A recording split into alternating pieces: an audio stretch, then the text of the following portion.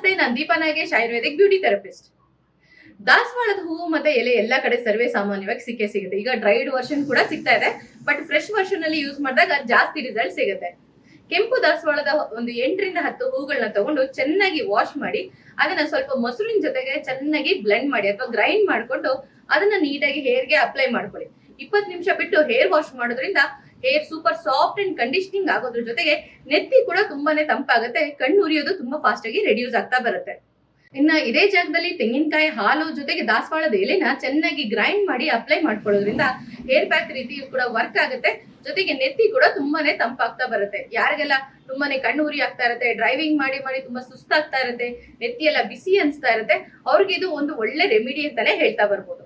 ಇನ್ನ ಫೇಸ್ಗೆ ಕೂಡ ನಾವು ದಾಸವಾಳದ ಹೂವನ್ನ ಯೂಸ್ ಮಾಡ್ತೀವಿ.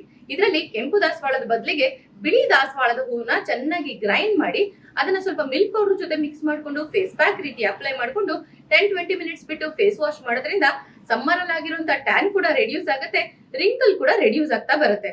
ಆಂಟಿ ಏಜಿಂಗ್ ಪ್ರಾಪರ್ಟೀಸ್ ಇದರಲ್ಲಿ ತುಂಬಾ ಜಾಸ್ತಿ ಇರೋದ್ರಿಂದ ಖಂಡಿತವಾಗ್ಲೂ 15 ದಿವಸದಲ್ಲಿ ಒಂದ್ಸತಿ ಇದನ್ನ ಟ್ರೈ ಮಾಡ್ತಾ ಬನ್ನಿ. ಇನ್ನು ಇದನ್ನ ಇಂಟೇಕ್ ಕೂಡ ಮಾಡಬಹುದು. ದಾಸವಾಳದ ಜ್ಯೂಸ್ ತುಂಬಾನೇ ಹೆಲ್ತಿ ಆಗಿರುತ್ತೆ, ನೋಡೋದಕ್ಕೂ ಕೂಡ ಅಟ್ರಾಕ್ಟಿವ್ ಆಗಿರುತ್ತೆ.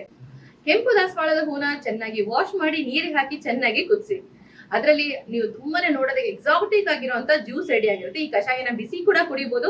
ಸಮ್ಮರ್ ಅಲ್ಲಿ ತಂಪಾಗ್ಬೇಕು ಅಂತಂದ್ರೆ ಸ್ವಲ್ಪ ಏಲಕ್ಕಿ ಪುಡಿ, ಕಲ್ ಸಕ್ಕರೆ ಜೊತೆ ಹಾಕಿ ಚೆನ್ನಾಗಿ ಬ್ಲೆಂಡ್ ಮಾಡಿ ಕೂಲ್ ಮಾಡಿ ಅದನ್ನ ನೀವು ರೆಗ್ಯುಲರ್ ಆಗಿ ಕುಡಿಯೋದ್ರಿಂದ ದೇಹಕ್ಕೂ ಕೂಡ ಹಿತಕರ, ಜೊತೆಗೆ health benefits and beauty benefits ಕೂಡ ತುಂಬಾನೇ ಜಾಸ್ತಿ ಇರುತ್ತೆ.